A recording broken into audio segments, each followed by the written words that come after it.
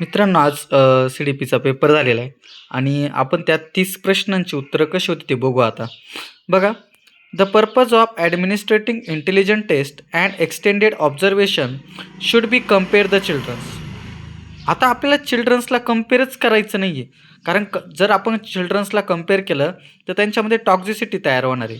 मग हा एक निगेटिव्ह वर्ड आहे, त्यामुळं हे स्टेटमेंट काय ठरणार आहे, रॉंग ठरणार आहे. दुसरं अजून एक आहे, intelligence is a इनेट ability and can not be nurture. आता इंटेलिजन्स ही काय आपली जन्मता असते का? नाही. विराट कोहली का जन्मता शिकून आला का? नाही. तर ती नर्चर केलेली बाहेरून शिकून, त्याने प्रॅक्टिस केलेली. त्याच्यामुळे हे सुद्धा स्टेटमेंट चुकीचं आहे. त्यामुळे आपल्याला असं म्हणता येणार आहे both A and R false. बघा, both A and R false हे तिसरं प्रश्नाचं उत्तर असणार आहे. दुसरं, a teacher who comparatively take example of scientists of all genders in her middle school.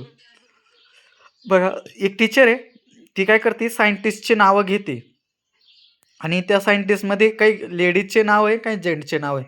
म्हणजे याच्यातून तिला काय सांगायचं आहे की ह्या जगामध्ये लेडीज पण काही करू शकतात आणि जेंट्स पण काही करू शकतात.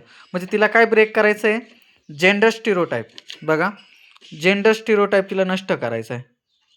स्टिरोटाईप म्हणजे काय, रूढीवादिता. म्हणजे स्टिरोटाईप म्हणजे काय, फक्त ही गोष्टी मेलच करू शकतात किंवा एखादी गोष्ट फिमेलच करू शकतात, याला स्टिरोटाईप म्हणतात आणि तो आपल्याला नष्ट करायचा आहे.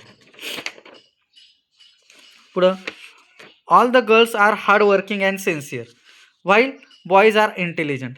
मला सांगा, असं ठरलेलं आहे का गर्ल्स सिन्सिअरच असतात किंवा बॉईज इंटेलिजंटच असतात? हे काय, हे मिथ्स आहे. हे काय मिथ्स आहे. त्याच्यामुळं हे स्टेटमेंट जे आहे हे काय रॉंग आहे. आपण म्हणू शकत नाही का एखादी गर्ल्स हार्ड वर्किंग आहे आणि एखादा बॉईज इंटेलिजंट आहे. मग ते एक स्टिरोटाईपच झालं ना. आपण एक एक मानून घेतलं बुवा मुली हार्ड वर्किंग आहे ना, मुलं हुशार आहे. Two distinctive biological brain produces all the differences in physical and cognitive skill as well as personality and temperament in girls and boys. मला सांगा, जे बायोलॉजिकली आपल्या जेंट्स आणि लेडीजमध्ये काही स्किलचे डिफरन्स केलं का? म्हणजे असं सांगितलं का जन्मताच आपल्याला बायोलॉजिकल दिले का माणसांना गाडी चालवता येणार आहे, मोटरसायकल, पण फिमेलला ती चालवता येणार नाही, किंवा मुलगा ही ट्रेन चालू शकणार आहे, मुलगी चालू शकणार नाही, असं कुठं सांगितलेलं आहे का? तर नाही. याचा अर्थ हे बी स्टेटमेंट कसं आहे, चुकीचं आहे. मग तुम्ही ए आणि आर हे दोन्ही काय असणार आहे, फॉल्स असणार आहे. त्याच्या पुढचं स्टेटमेंट बघू आता. Question, individual differences in learning preferences of student should be seen as. आता म्हणजे आपल्याला काय करायचं आहे, इंडिव्हिज्युअल डिफरन्सेसला टीचिंग लर्निंग प्रोसेसमध्ये आपण कसं बघायचं आहे, त्याला आपल्याला कसं बघता येईल रे, नॉर्मल डिपिक्शन्स ऑफ डायव्हर्सिटी. बघा, जो नॉर्मल डिपिक्शन आहे म्हणजे याला आपल्याला काय करायचं आहे, एक नॉर्मली ॲक्सेप्ट करायचं आहे. जरी दोन्ही विद्यार्थ्यांमध्ये डिफरन्सेस असणार आहे, बरं का नाही, एखादा हुशार असणार, एखादा मठ्ठा असणार आहे, किंवा एखादा वेगवेगळ्या कास्टचा असणार आहे, एखाद्या रिलिजनचा असणार आहे, त्यांच्यात आणि त्यांची कल्चर पण वेगळी वेगळी असणार आहे, त्यांचे देव वेगवेगळे असणार आहे, तरी आपल्याला टीचिंग लर्निंगमध्ये त्यांना काय करायचं आहे, ॲज अ नॉर्मल म्हणून काय करायचं आहे, ॲक्सेप्ट करायचं आहे. बघा पुढं आता, the kind of assessment in which student score are compare with average performance of other student is called.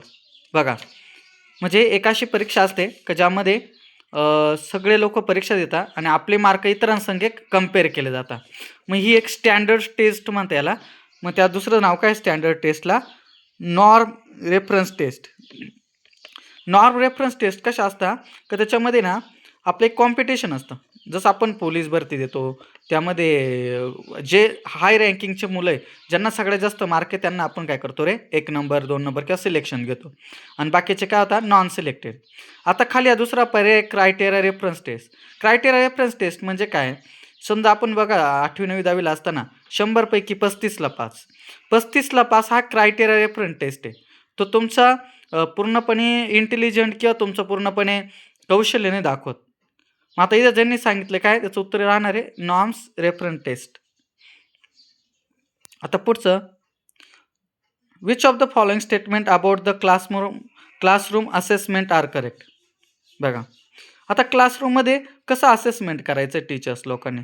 Assessment म्हणजे काय? मूल्यमापन कसं करायचं? Assessment should influence the student cognitive process while they day. म्हणजे असेसमेंट असं करायचं आहे की विद्यार्थ्यांमध्ये त्यांची बौद्धिक क्षमता चांगल्या पद्धतीने प्रभावित झाली पाहिजे. बरोबर आहे, चांगल्या पद्धतीने. म्हणजे असेसमेंट करताना त्यांच्यामध्ये काय आलं पाहिजे रे, काही करण्याची जिद्द तयार झाली पाहिजे. दुसरं, assessment should serve as a learning experience themselves. बघा, म्हणजे मूल्यमापन असं झालं पाहिजे का त्यांना शैक्षणिक अनुभवसुद्धा आले पाहिजे. अशा प्रकारचं मूल्यमापन झालं पाहिजे. हे दोन्ही स्टेटमेंट समजा बरोबर आहे. तिसरं, assessment should be create the fear and trace. आता फिअर आणि ट्रेस हे निगेटिव्ह वर्ड आहे. आपल्याला मुलांमध्ये कोणत्याही प्रकारे भीती आणि तणावाचं वातावरण निर्माण नाही करायचं. हे निगेटिव्ह वर्ड निघाला. Assessment should be standardise and norm reference. बघा, स्टँडर्डाइज आपल्याला स्टँडर्डाइज म्हणजे काय?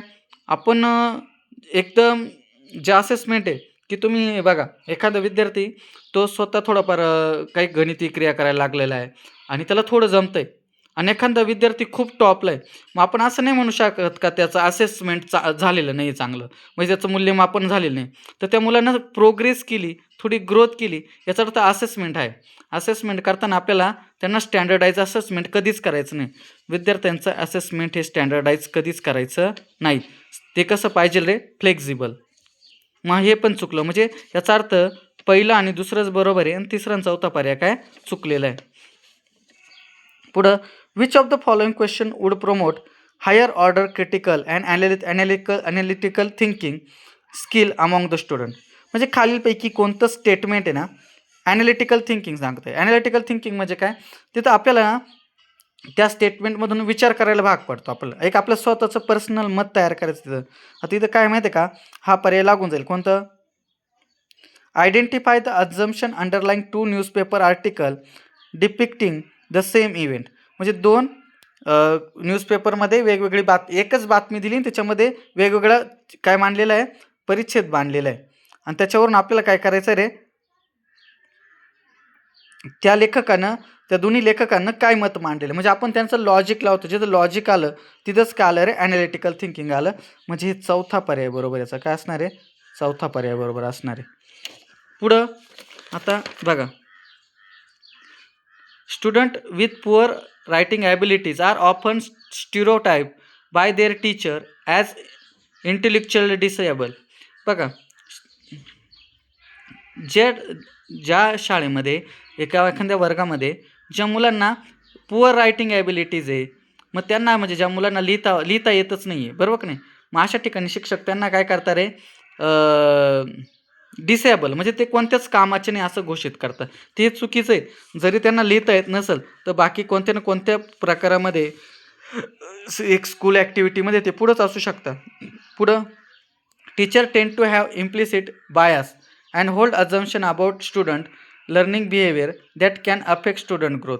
बघा, मग टीचर काय करतात त्याच्याबद्दल आहे ना, एक त्यांचं व्यक्तिगत मत बनवता की दिस गाय म्हणजे जो हा स्टुडंट आहे हा काही एवढा खास नाही आहे, हा पुअर आहे आणि त्याच्यामुळं अशा शिक्षकाच्या बिहेवियरमुळं त्या मुलाच्या एकूण ग्रोथवर, त्याच्या वाढीवर काय होतो रे, परिणाम होत असतो. म्हणजे हे दोन्ही बी चुकीचं करताय टीचर, परंतु हे खरं आहे. म्हणजे दोन्ही स्टेटमेंट बरोबर आहे. म्हणजे both A and R true and R is a correct explanation of ए.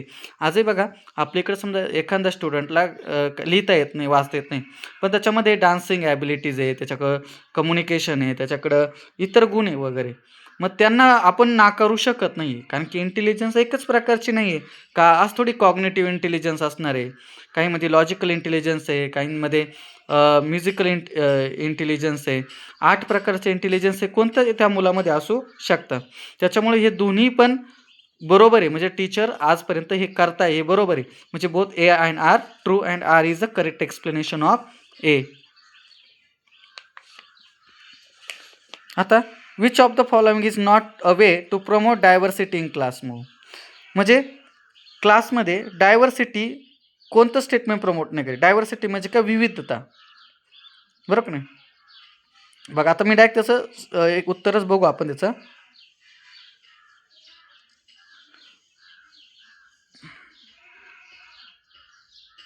बघा, त्याच्यामध्ये बघा adapting the behaviour base on stereotyping students. मी तुम्हाला सांगेन स्टिरोटायपिंग. आता हा स्टिरोटाईप आहे ना, हा सुद्धा निगेटिव्ह वर्ड आहे. निगेटिव्ह वर्ड आपल्याला CDPमध्ये कुठंच ॲक्सेप्ट नाही होणार आहे. त्याच्यामुळे हे वाक्य काय होतं, बाहेर पडतंय.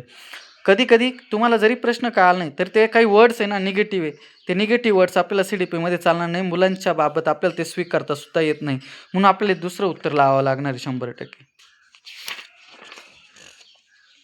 बघा आता पुढं काय दिलं त्यांनी, which of the following is correct match of learning disability and challenge. बघा आता खालीलपैकी कोणती, ह्या सगळ्या डिसेबिलिटीज दिलेल्या आहे, डिस्ग्राफिया, डिस्लेक्सिया, बरोबर नाही.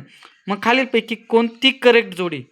आता डिस्ग्राफिया म्हणजे काय, डिस्ग्राफिया म्हणजे लिहिण्याची डिसेबिलिटी होते आपल्याला, रायटिंग डिसेबिलिटी, स्केच करण्याची डिसेबिलिटी, किंवा आपल्याला एखादं चित्र काढता येत नाही. मग बरोबर ना. Impact fine motor skills. आता फाईन मोटर स्किल्स म्हणजे काय, जर आपण जे एकदम बारीक काम करतो, उदाहरणार्थ ऑपरेशन करणं याला फाईन मोटर स्किल म्हणता, किंवा एखादं चित्र काढण्याला फाईन मोटर स्किल म्हणता, किंवा अक्षर काढणं असं ओळ लिहिणं याला फाईन मोटर स्किल म्हणता. आणि डिस्ग्राफिया झाल्यानंतर हे आपल्याला जमत नाही, म्हणजे बरोबर हे पहिलाच ऑप्शन त्याच्यामध्ये काय बरोबर लागणार आहे. तर बघा आपण आज पहिले 10 प्रश्न बघितले CDPचे, असे त्याचे संभाव्यत आन्सर होते. तरी आन्सर की आल्यानंतर ते आपल्याला कळतीलच.